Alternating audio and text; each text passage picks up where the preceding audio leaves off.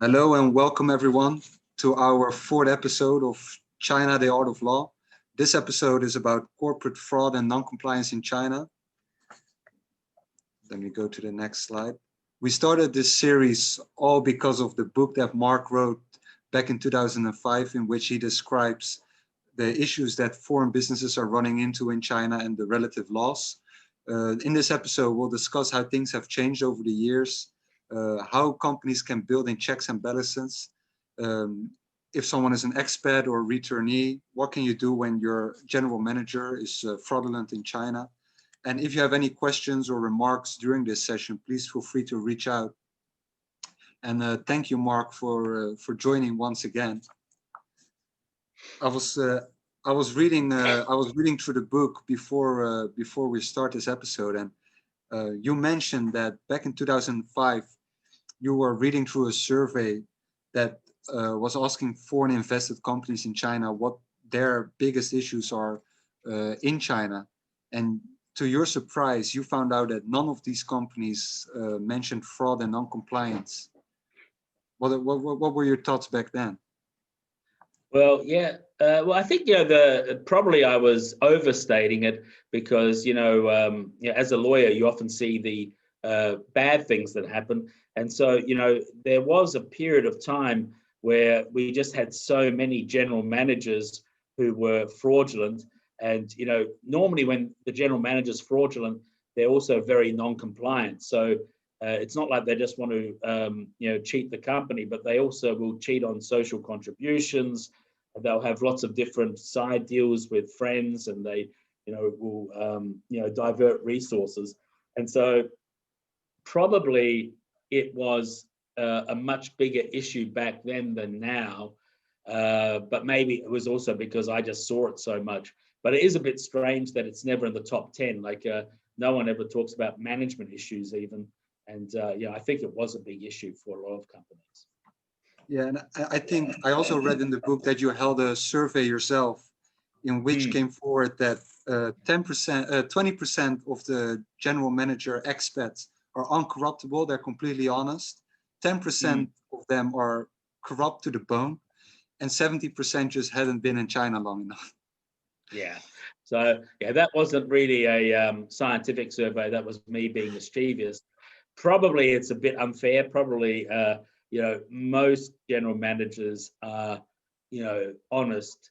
I think the issue is if they're far away from home and there's very little oversight, people can get to do things. I think probably now China's also become much more stable, but it was very often the case. You'd see an expat general manager would come, and he would see all this wealth being created by Chinese entrepreneurs and partners, and he felt, well, why am I actually just a guy earning this amount of money? So I think probably it's become less prevalent, but of course we still have every year we have 5 or 6 cases of general managers being fraudulent.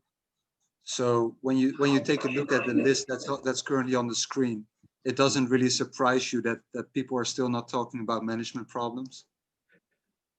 Well, I don't know. Maybe it is that they get the list and it's done by the managers. So I guess the managers won't put themselves in as an issue. So I mean, I guess it's a bit self-selecting. You would really think it's strange that there's no management. Most of the stuff here is really talking about competition, which is a bit of a strange. Well, I guess it's okay. It's a challenge, but when we're looking at unfair challenges, I think management fraud and non-compliance within the company, it's still a very big issue for many companies. Yeah, so perhaps it's also more due to, as we can see on screen, lack of oversight from the headquarters. There are a few points here on the screen that I would like to discuss with you. How did you see things back in the day compared to now? Is there still a lot of lack of oversight? I mean, I can imagine 15 years ago, WeChat wasn't around, Zoom wasn't around. People probably didn't know much about China in general, and they just sent Wolfgang, as we discussed last episode, to China. How do you see things now compared to back then? Well, I think on the whole, again, it's better. you know, back then it was difficult to actually travel. I mean, okay, it's difficult right now to physically travel to China, but you know, back then it was a place that was far away. And you know, if it was Shanghai or Beijing, you know, you could get perhaps expat managers who knew the company better. But if you were in second or third tier cities, it was much more difficult. And then people would hire, you know, perhaps local managers, and these local managers were really left by themselves with little oversight. And look, I think most of them, again, were honest. You know, it is, if somebody is willing to be, you know, to engage in practices that you wouldn't approve of, you know, not having any, you know, oversight over them and a lack of communication, a lot of things, you know, happen. So I think, you know, one of the issues I remember is, you know, there were also areas where you'd see more, you know, fraud, like procurement departments were, you know, it's kind of a place. So they're not general managers, but I remember once we had a Danish client, and you know, we were just discussing about fraud within their procurement department because they had a Danish expat located in Hong Kong, and this guy was in that position for 20 years. And whenever he'd come to China, they'd be using the same small range of suppliers. The supplier would always send a Mercedes to pick the Danish guy up with his team. And, you know, it was a very incestuous relationship with those few suppliers. And so, you know, the head office then phoned me and they said, oh, I understand from, you know, our colleague in Shanghai that you think there is a risk of procurement fraud because of the way, you know, we've had a team that's been there for 20 years. And I said to him, no, I don't think there's a risk. And the guy said, oh, thank God, you know, of course, you know, that's what I was thinking. I said, no, because the word risk connotates a possibility that there is not a massive amount of fraud going on within your company. And I think that's very hard to believe. So I think it's not a risk. I think it's a certainty that there's massive fraud. So I think, yeah, procurement fraud, and that's where people lacked oversight. People didn't do internal audits. You know, they would rely on accountancy firms to do it. And, you know, those accounting firms, I don't know, they didn't tend to find stuff. So when something would come up, it was always information that was back channeled from people within the Chinese company who were not happy about what the management was doing, or an internal audit, because the internal audit guys, they often know how the business works and where to look for problems. So I think that poor oversight, lack of communication was one of the major issues. So you mentioned procurement. Let's say I'm finding out that one of my employees is continuously getting a kickback from one of our suppliers. What's something that if I approach you and I tell you this, what are some of the steps that we could undertake? Yeah, well, these things are always not easy because, I mean, I think firstly, it's often difficult to evidence, and it's often just, you know, people are wary of discussing with the supplier, and the supplier might not go on the record. There's no ability to legally get bank information, so you can't do those kind of things. So I think, you know, what one would normally do is you would have a look at the contract and the employment contract, also maybe the employee handbook. And it sounds a bit silly because, you know, I often think, you know, contracts, you know, it's not like the be all, but, you know, you'd be surprised if you don't really have things that are black and white, people can get away with a lot. I remember once we had an American client in the chemical industry, and, you know, their, you know, senior local manager here, you know, he was doing all kinds of stuff, you know, with procurement fraud. And, you know, we were on the phone with, you know, the in-house counsel in America and the VP for international sales. And the VP of international sales said, but it couldn't be Peng. Peng couldn't have done this because every year he signs our codes of ethics. And so he knows he can't do it. And I actually started laughing, and I haven't done that for a while, where I was giggling and I had to actually hang up because I think they were thinking that I was a bit strange. But so I think, you know, that, so I think first thing is do look at the contracts, do tell people what they can do. We had another client case, which, yeah, became more complicated, and also the way that people look at things.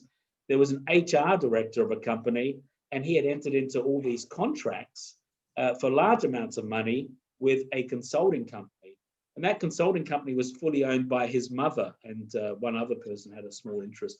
And so his mother, I don't think really was an HR, consultant, but there was a lot of internal discussion. Well, maybe he didn't know, or maybe it was, value for money and all this kind of stuff. So it's better to spell these things out in the contracts, anything which is related to family contracts and things like that. But it's not as easy as you think. I think, particularly American companies with their, at-will employment, they think, oh, we've got this, we can just terminate the person on the spot. It's difficult. You have to actually look at the evidence, look at what the contracts say, and then deal with those people. I would say in most cases, we don't even have a unilateral termination. I would say, just as a guess, if we have 10 cases, probably 3 are unilateral terminations.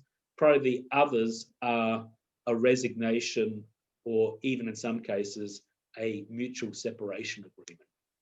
What's the cause of that? No, because I think, the Chinese employment law is much more pro-employee than you think. Plus, the contracts are often not good. A lot of people have open-ended contracts because they're used to those being the case in their own jurisdictions. And so, it's not a good feeling, but, there's another thing in Chinese law, which is a bit of a nuclear option, is that if you wrongfully terminate somebody, then they can come back. They've got a right to reinstatement or double the severance. And so really that ability to come back is such a nuclear option and would undermine, the whole management of the company. It's a big issue. And then I think, we're talking about general managers. I mean, we're talking about procurement, but if you look at general managers, it's also a bit strange because the Chinese labor law doesn't really distinguish between blue collar and white collar workers. So a general manager really legally isn't that much easier to terminate than, somebody on the shop floor. We would think a blue collar worker should have more protection. The general manager, on the law has almost the same. One other factor is inexperienced managers. Are those usually managers that maybe have never managed a team before, or how is that like?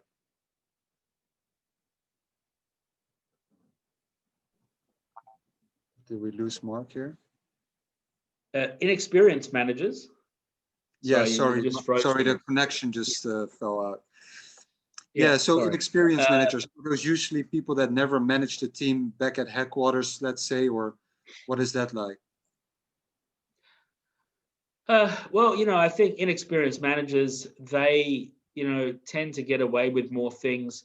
They may not be aware of everything. And if you give them a lot of space to move, they might do things that are unexpected. So I think, it's also, if somebody's new to a market and they don't really know how managers interact with each other, and this is not just about expats, this is, there were lots of general managers who were appointed not on their experience, but on their English language ability, and that's, a common issue, is that, often foreign people tend to rate Chinese people based on their English language skills. And look, we have a lot of German clients. So, if you had a general manager who could speak English, he'd suddenly get 20, plus trust points, because he can speak English. If he speaks German, you give him another 20 points. And so, that often is a big problem, because, it's not that the best English speaking or German speaking Chinese manager is the best manager. I think that's kind of receded a bit. And, I think it's not really the problem for the big companies. But yeah, so I guess it's still there. It's less common. It would only be for SMEs nowadays. I think if you look at large companies, since China's become such an important market, it's rare for them to send somebody here who doesn't really know much. So I think that's less of a problem than it used to be. I think the failure to build in checks and balances is a big issue, even today. And so, I remember in one case, the general manager, I think really, he only hired people who, really only listened to him.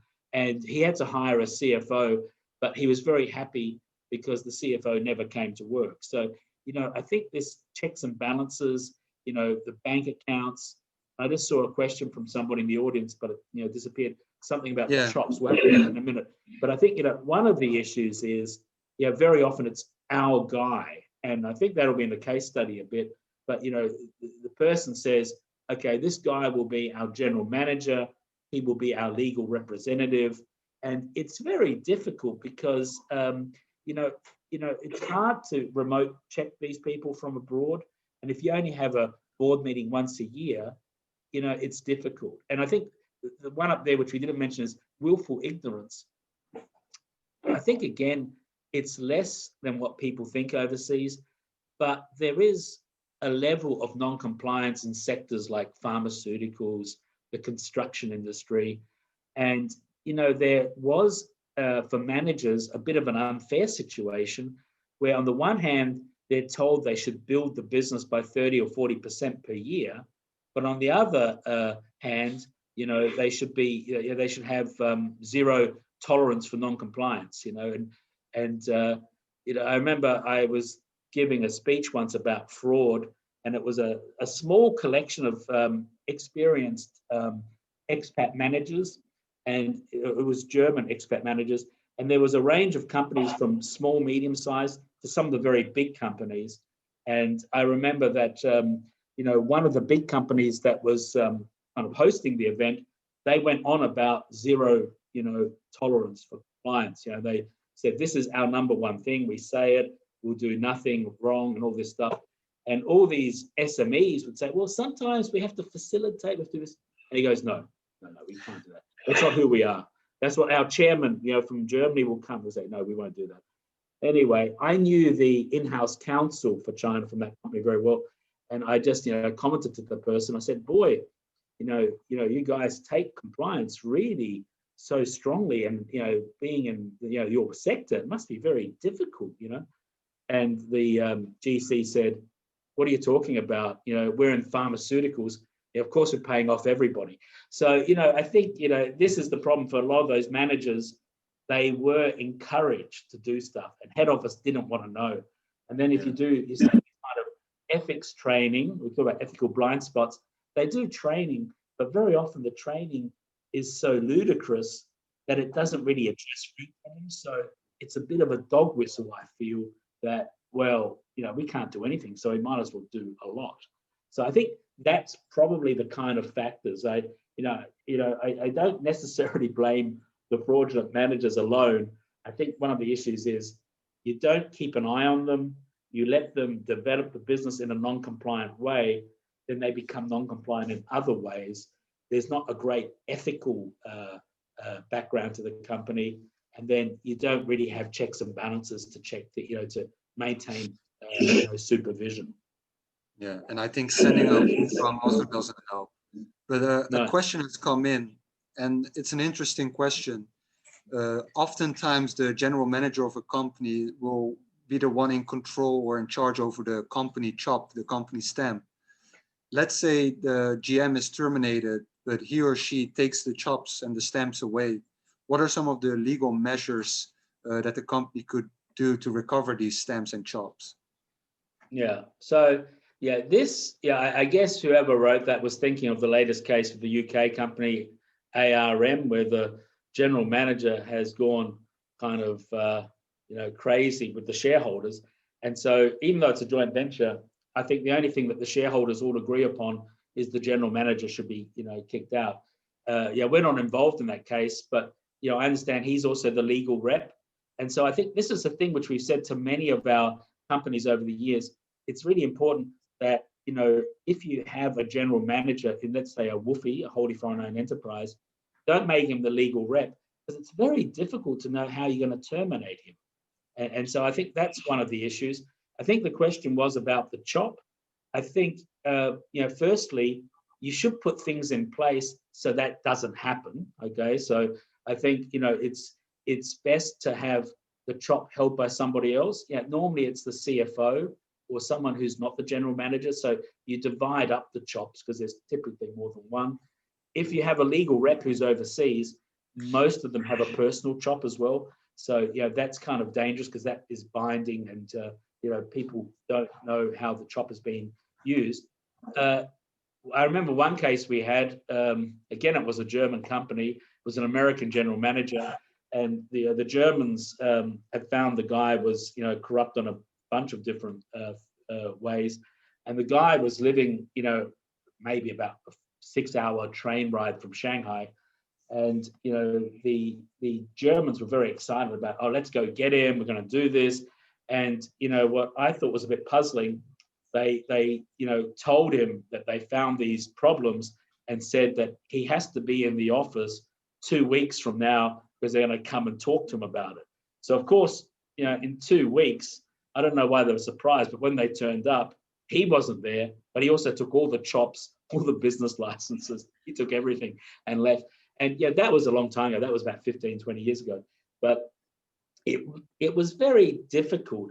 So I think if you're talking about a general manager has taken the chops, if you don't have a legal rep, it makes life more difficult. But what we would try to do is try to get the chop cancelled, say it's been stolen or it's missing. That means you have to put an ad in the paper, you have to interact with the Public Security Bureau. It's difficult. So it's much better to have stuff in place. But if you're in that kind of situation, you have to think a bit out of the box. It's no use writing him a threatening letter. It's probably better to try to cancel the chop and get a new one. Have you ever had a company that will just tell you, hey, Mark, you hold on to the chop?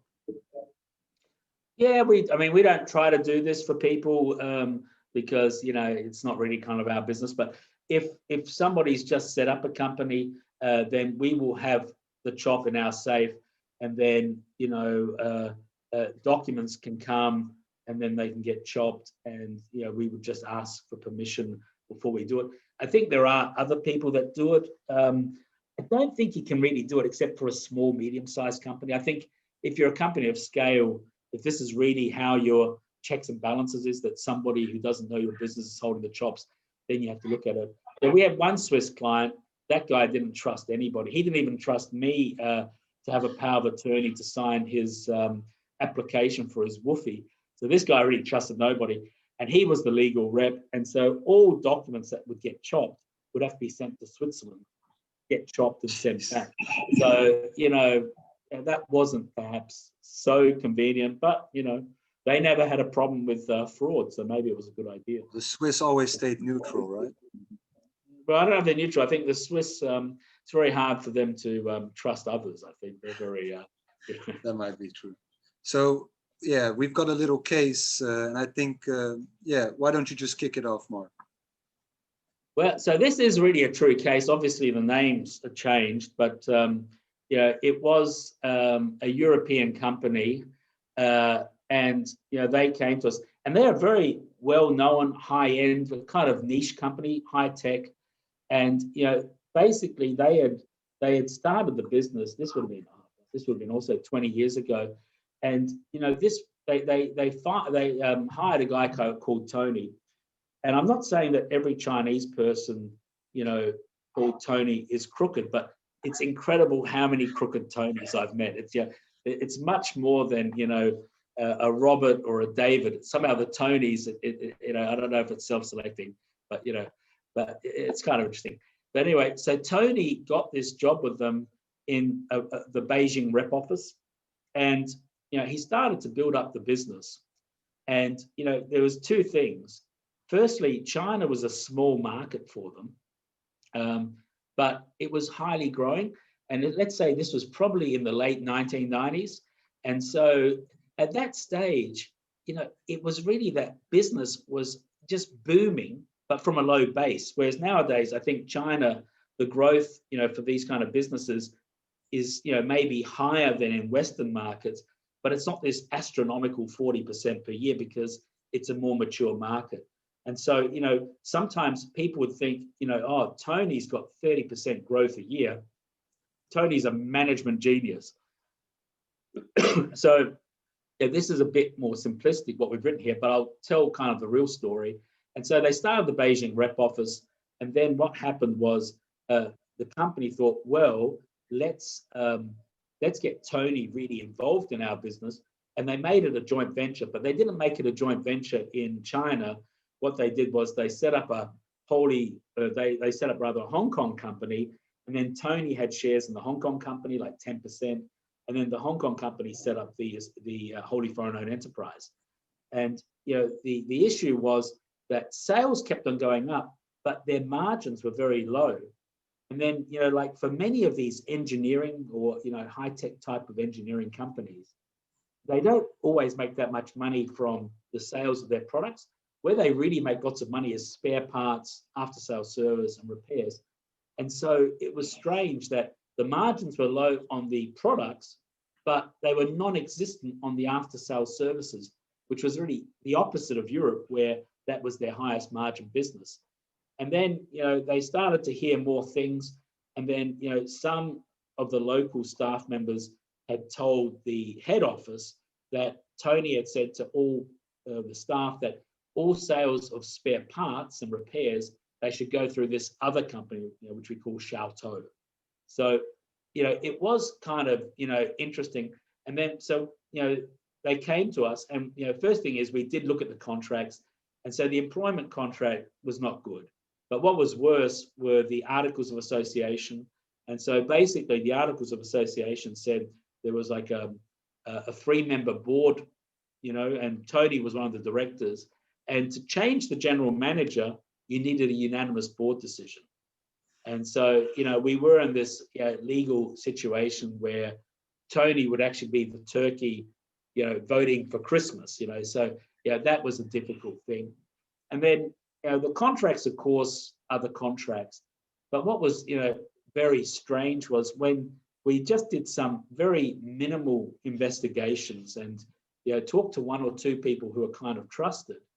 And a lot of the information was even actually openly known by the shareholders. So firstly, which is a really red flag, and it's not as rare as people would think. So Tony was the general manager and the shareholder in the company indirectly, but the CFO was his wife. So, they thought, oh, this is great. We get like 2 for 1. I don't even know what that means. But anyway, they thought, oh, it's great. We got the general manager and we got his wife, who is... Lock them up together. And then, his sister was the secretary. That's why I say he's a good family man. And so his accountant was also the sister's brother. So that was also a connection. And then this Xiaotou company... So, lawyers can do anonymous checks of the AIC records, or what are they called now? They say MR or whatever, but we always call them the AIC, which has the corporate records. And so we did a quick check of the Xiaotou company, and it's always surprising that people don't really hide what they're getting up to. So the Xiaotou company was owned, 90% by Tony's father and 10% by his wife. And, when I saw this, I thought, aha, we've got him. And the associate who I was working with, she said, but why? I said, well, it's obvious, this company that he's channeling all the sales through, it's his company. She goes, no, it's not. It's like, it's, this other guy, he doesn't own it. Maybe he doesn't know about it. And I got excited and upset. And I said to her, I don't know what bizarro world you come from, but maybe there is a small, very, very small chance that if the company was owned by his wife and her father, he may not know about it, but this is his wife and his father. So it was a little bit more exciting than that. And then we also found out that, I think sometimes these things get triggered by strange things. So one of the big triggers was their office used to be in the Kempinski Hotel, which was an A-grade building back then in Beijing. And they moved to a very cheap-looking kind of building. But surprisingly, the rent tripled, even though the size of the office was the same. But you went from Kempinski to some, Lucky Fortune building or something. And anyway, we were able to find out that the owner of the building was, of course, Tony's family, was his wife again. And then, the suppliers and all the components and the agents, these all came from, a certain area of China where Tony came from. So, when this all came out, it was, clear to the head office, well, what are we going to do? And, it was actually, pretty exciting. So they had a Shanghai office and they had a Beijing office. Tony was in the Shanghai office and his wife was in the Beijing office. I guess maybe that's the way you do it if you're married and work together. But anyway, the Shanghai office was Tony bigger. went over the The Beijing office was it was still that rep office, but the Shanghai office had a workshop and did the assembly and stuff like that. And so anyway, we all got ready, and we didn't really know what we were doing back in those days. This was in maybe 2001 or something. And so we went to the office in Shanghai, and we wanted to coordinate. So I phoned the Beijing people, and we said, okay, we're going to go in. And of course, the Beijing people, we're just about to go in. And then the Beijing people says, nobody's there. I said, what do you mean there's nobody there? And we found out they went to the Kempinski. I said, okay, withdraw, go to the other office, so they went to the wrong office. So we went there, and then everybody's ready, and we walked in, and, we took Tony's laptop. What's our right to take the laptop? Not much. I yelled at Tony. Tony handed it over. Then Tony phoned his wife. You could hear her yelling at Tony, why did you give him the computer? And then, it was interesting, the Xiaotou documents and computers. So we were able to basically take over the Shanghai office. And of course, the Xiaotou office was also in the Shanghai office. So all their documents and also this tax making machine, something which would actually make, I don't know, it's connected. Don't know if they still have them, probably not, but there were these machines that would actually be connected to the tax office. And so we took all that. And then, we talked to Tony after a day or so, and Tony claimed that he didn't know what his wife and father were doing with that other company. And then he refused to be terminated as general manager. He talked about his great efforts. He somehow talked about non-existent legal restrictions. That's why Xiaotou was being used, which was all not true. And, after a week of this, he came back and said, okay, I understand. I can't be general manager. Can I be sales manager? And we're saying, no, Tony, no. And so I think you asked the question, well, what can you do? And it wasn't very easy, because I think from a legal perspective, we were going to have great difficulty because, according to the articles, we would need a board resolution. He would have to sign. So, this was 2001, I think. So it was very fresh in my mind, George Bush and the Al Gore election. And so I think, probably Al Gore had more votes in Florida, I would guess, or it's hard to say. But, George Bush just pretended like he did. And so what we did was we just said, well, I just said, look, we can't continue to negotiate. So let's just terminate him and let him come to us and say it's a wrongful termination. And then we'll go after him for criminal or something like that.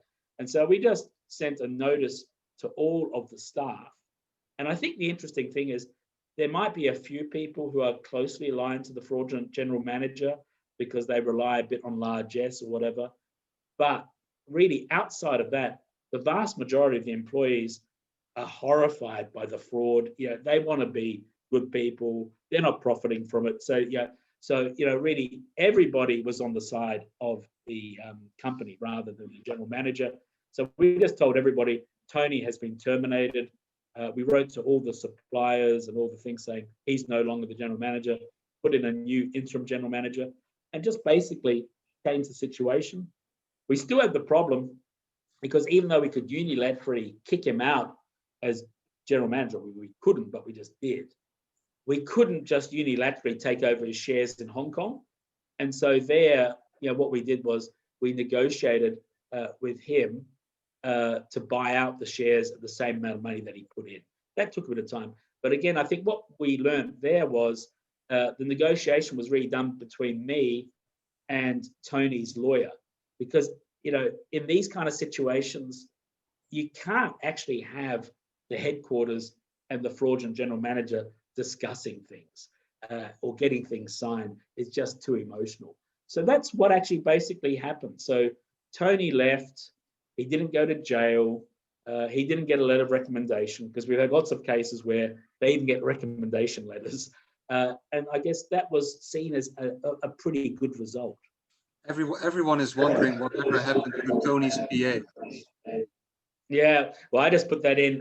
Probably shouldn't have put it in here, but it was like when I used to tell the story, it was just to make, we had animation, made it look a bit more exciting. But to tell you the truth, Tony did not have, that was the one thing he didn't do as far as we know. He wasn't engaged in any monkey painting. So, okay, so he was a faithful husband. But you told me that this is the worst case of fraud that you encountered. Oh, no, this is not the worst case. There's worse cases than this. And it's interesting. The one which was the biggest one I think we ever had was a American company, a big American company, and basically, long story short, a woman came to the office, and she was a bit of a whistleblower, and she was perhaps not of the highest moral standing, because basically she had conspired with a manager of this big company who was in charge of procurement to, be a supplier, and there'd be a massive markup that would go into their pockets. Okay, so classic procurement fraud. But she introduced the guy to the factories, and then, as the fraudsters often do, they renege. There's no honor amongst thieves. So he actually reneged on the deal with her. So he just did the fraud directly with the factories. And, it was a very successful fraud. And it was so successful, he even set up a own factory to do this fraud.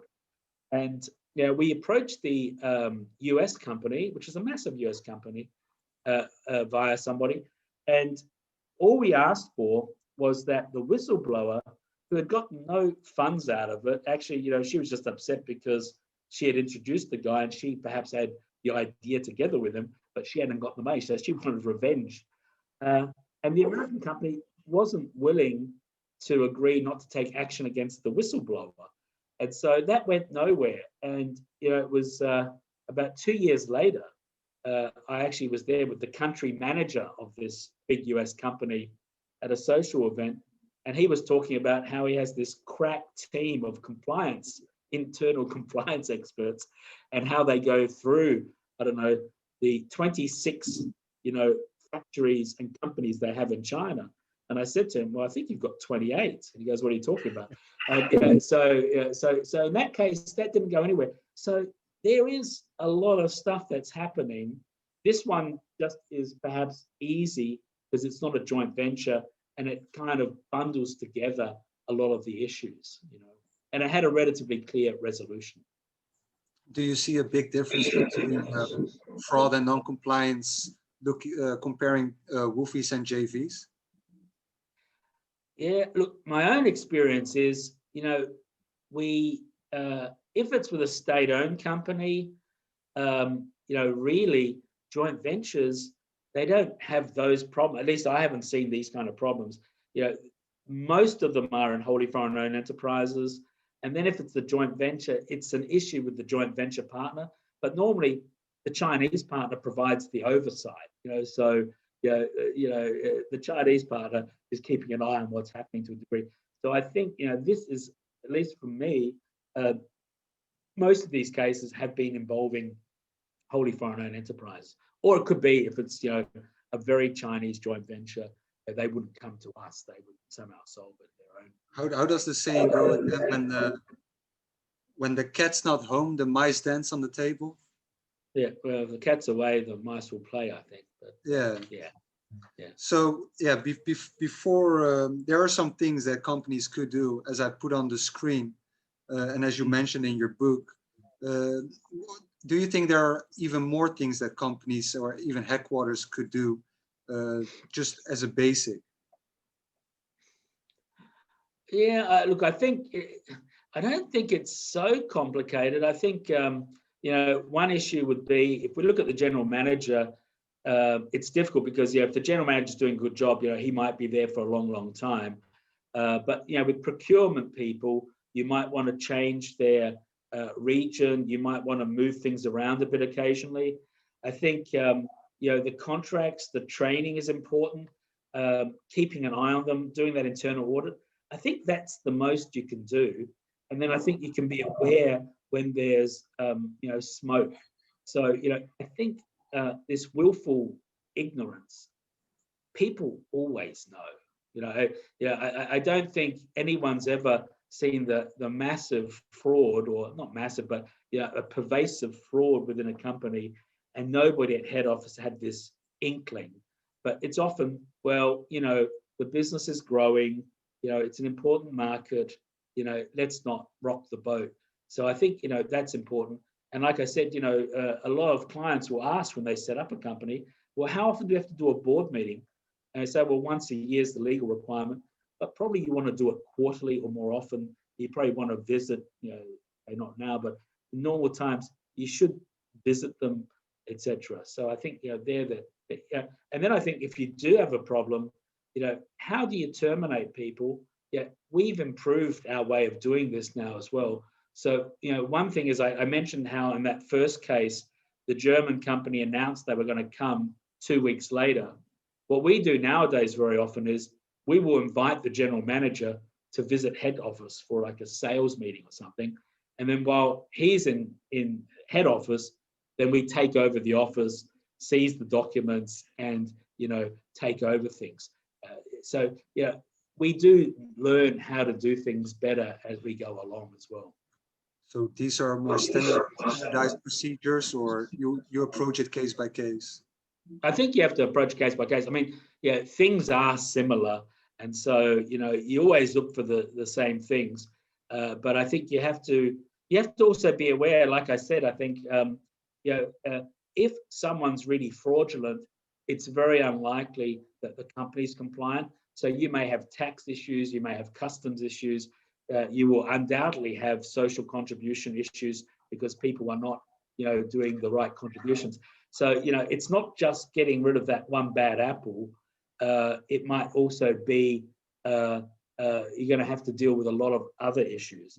And perhaps, strangely enough, I've also seen cases where companies have really treated general managers like they were fraudulent when they really weren't. So I've seen a few cases, very often private equity owners of businesses who really have this kind of zero compliance thing.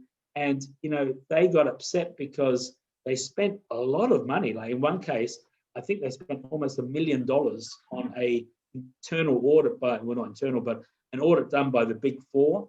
And the Big Four would be flying in people from America. And, really the report they came up with was very thin, I thought. And the biggest issue was that the person was giving away at Spring Festival some vouchers for mooncakes or something. And, it didn't seem to me, but of course, if you look at the law and then you look at the time, of course, because the laws are very outdated. So even a Haagen-Dazs mooncake, I guess, could be a bribe or something. But I'm sure that manager didn't really do anything really wrong, but they got sacked and terminated.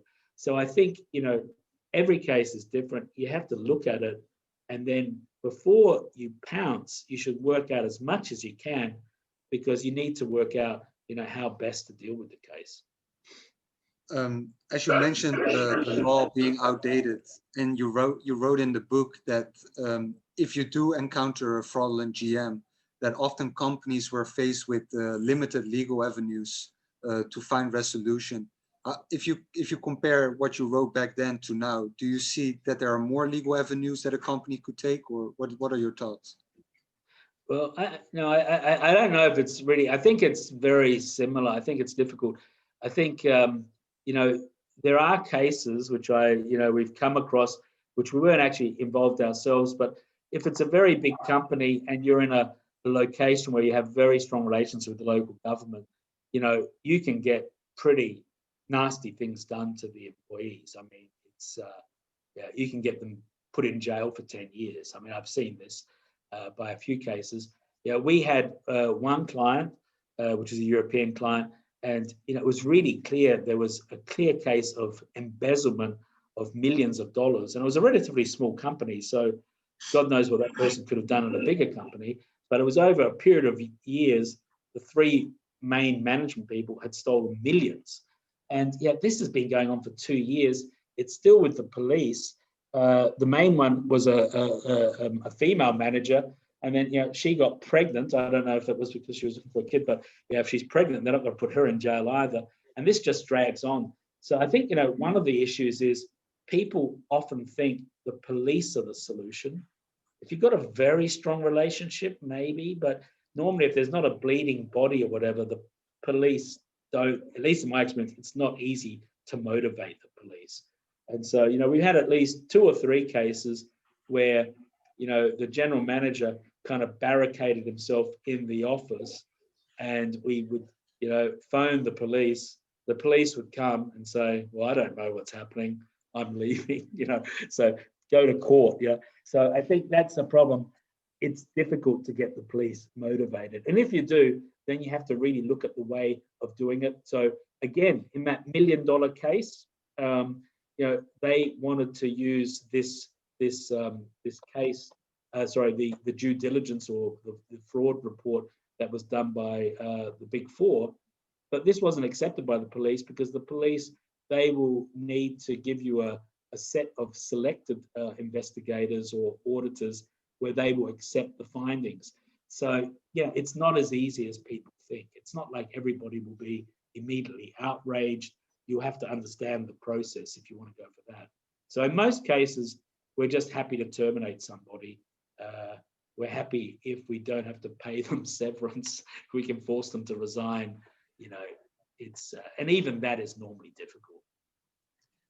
Another question came in, and in case anyone else has a question, please feel free to leave it in the chat. Mark is more than willing to answer questions. It's not just a boring presentation by lawyers. The question is that, what if there's a third party committing fraud, not just within your business, but a third party? How would that affect my business? Well, it depends on the fraud. I mean, that's a difficult one to answer. I think it's I think difficult to answer. And again, I think it will really depend on the type of fraud. But I think it is still kind of true to say that the relationships and the ability that you have with a local partner can actually help you when it comes to interacting with authorities or the police. So a kind of fraud that we've seen a few times in recent years, I haven't seen it for a few years, but it was really a craze about 3 or 4 years ago. There would be an email to the financial person saying, I'm the CEO, I'm engaged in China on a joint venture deal or something or other. I need you to facilitate some payments. Don't tell anybody about it. And it would come from the email box of the CEO, and it would go to the right person, and then the person would act upon it. We had it in 3 cases, and this is not small money. In one case, it was $7 million US, but each of the payments was underneath 1 million. And in the end, it was difficult to. In that case, it didn't really go anywhere because the Bank in America didn't really cooperate. The FBI didn't really cooperate because the case seemed too difficult for them to open, I think. So they didn't even open the case. But then we had another case like that where this happened to a company which had a joint venture in China, and the joint venture partner was very powerful, and the money got back straight away. So because once the police could go in, they can trace back through those accounts. And in those cases, the accounts are not, they're often, the accounts are not, the fraudster's account. They will just pay some money to an import-export money company to receive the funds and then pass them on. So I think it's difficult. So third-party fraud, you have to really think about what it is, but it will again be difficult because you don't have to deal with the police. And I guess the advantage is if it's a third-party fraud, with a general manager, the issue is if you bring the police in and they do get interested in the case, you can't settle that case, and you can't, say, that this is off limits or we want to do it this way, because then the police will just do it. And you have to also be very careful. You can't threaten somebody. If you don't resign, I'm going to go to the police, because that is seen as blackmail. So I think with third-party fraud, it's simpler, but again, it's not that easy always to get the attention of the authorities. This kind of goes into the next question that's being asked. Have you encountered any cases where you have terminated a fraudulent employee and now this employee is working for a competitor? What options do you have? Well, this happens all the time, and that's even without firing them. So, I think it's a big issue. And, we've had, we have so many of those cases. Yeah. I don't think it's really the fired employee. I don't even actually remember that. We have many more cases where people just jump boat, and, a few years ago, there were a lot of European engineers, etc., who would leave. But we've got lots of cases like that. So basically people that have trade secrets, so it might be engineers with drawings and all this kind of information. It could also be salespeople that've got all the information about the sales and all these things. And this is very, very difficult. I don't want to sugarcoat it. It's very difficult. So, like I say, we've got tens of these cases, not just a few. So normally the case comes to light because somebody else has told the client. The most successful case we had like this was involving an Austrian company, and they phoned us up very last minute and said, look, we've got this guy who is traveling to China. We think he's dealing with one of our suppliers, and we think he's going to do a technology transfer. And so we found a private investigator who followed the guy around. They did an incredible job. I never knew this actually happened like this. I think they found him in Chongqing, and then they just waited at the airport. They saw him, and then they saw where he went to Beijing. They somehow had someone else in Beijing follow him. I don't know if all this is legal actually, but it was incredible, like 3 or 4 days of excitement. But long story short, it would have been very hard to take action in China because that evidence, I don't know if you could use it. It's not really evidence of anything in particular, but for sure did the Austrians use that evidence in Austria. So they invited the guy to a farewell drinks, but they also invited the police, and they immediately arrested the guy and put him in jail in Austria. They never told me how that played out, but I think the main problem is it's difficult. Firstly, often if it's engineers and things like that, it's production know-how or product know-how, and that's difficult, more difficult than patents or trademarks. So and reverse engineering in China is expressly allowed. It's not virtually encouraged. So that's difficult. Evidence. Do you think that a background check or due diligence of the company is useful to mitigate this kind of corporate fraud? No, that won't help. Look, I think what else would people do? Lawyers are really bad people as well. So we had one case with a Danish company, and the guy left, and then lawyers are so painful. So we were told by the client that I said, look at the contract, and they had a non-compete. And I won't go into the boring parts about non-compete, but non-compete can't be forever and for everything, and you also have to pay for the non-compete. But the other thing about non-competes is they're very, very hard to enforce. It's very, very, very difficult to enforce. So anyway, the client, so they have the non-compete. Now, if they didn't have the non-compete, the lawyer would have written and said, if only you had a non-compete. And then head office would say, why didn't you have a non-compete, you idiot? If only you had a non-compete, we could do something. But anyway, they had the non-compete. And so we talked to the litigators. And I'm not making fun of our litigators, but all litigators are like this. So the litigators, they said, well, what we need is evidence that the person works at that company. I said, well, okay, I guess that's it. But what kind of evidence? They said, well, like a name card. I said, well, they probably won't be so open about it.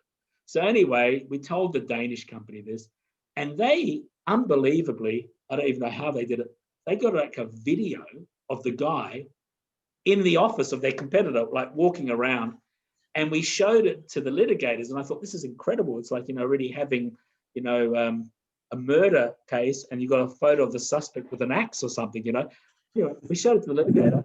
What do you think the litigator said? He said, it's no use because he's not holding a newspaper, so we don't know the date.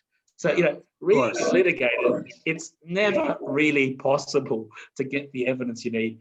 So I would say, look at it, but be inventive and just try to work it out. If the employee is going to a company that's a tech company that's doing an IPO, well, that's interesting because you can scare them, because then they're at a vulnerable point. If they're going to another large multinational, you can scare them. But I would say, if it's a tech person in particular, you need to have in the agreement when you hire them something which says what is their IP and what is your IP and this kind of stuff. Because if you don't have that, it's very difficult to evidence anything. So I won't go into detail on that because it's a bit complicated. But I think the contractual basis is important, but finding it through the courts can be difficult too. And I think there's one thing, well, not strictly legally speaking, but from a business point of view, you could keep them more incentivized. If there's a competitor out there handing out free Haagen-Dazs mooncakes, like you mentioned, maybe there'll be more incentive to work for them compared to for you. I don't know what you think, but I don't think it really works that way. I think, the issue will be, you don't know what people's motivations are.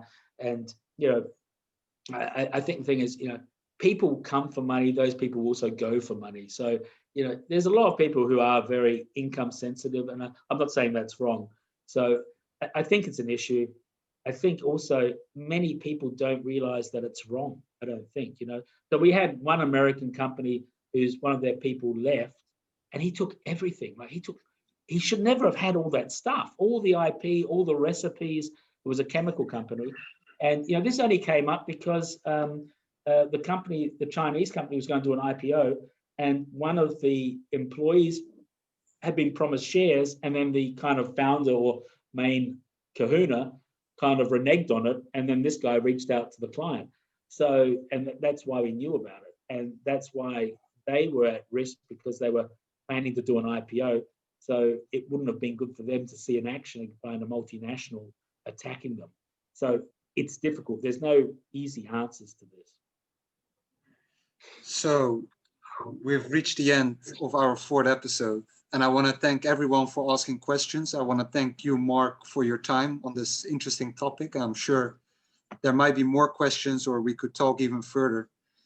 But once again, thank you. And if there are any questions remaining that remain unanswered, please shoot us a message. You can reach Mark via his email or leave them in the comment section below. Our 5th episode will be after the Chinese Golden Week on the 16th of October, where we kind of take a step back and we revisit joint ventures. Joint ventures are making a comeback, and Mark has changed his opinion on joint ventures quite a bit. So I'm looking forward to that one personally. After, I will make sure to send everyone a follow-up email after this episode, and once we have put it online, I'll make sure to spread it out. We have also recently opened up a YouTube channel that you can find on YouTube by typing in China, the Art of Law. And I look forward to interacting with everyone on there as well. And once again, thank you, Mark, and thank you everyone in the audience. Thanks, Jerome. Bye, everyone.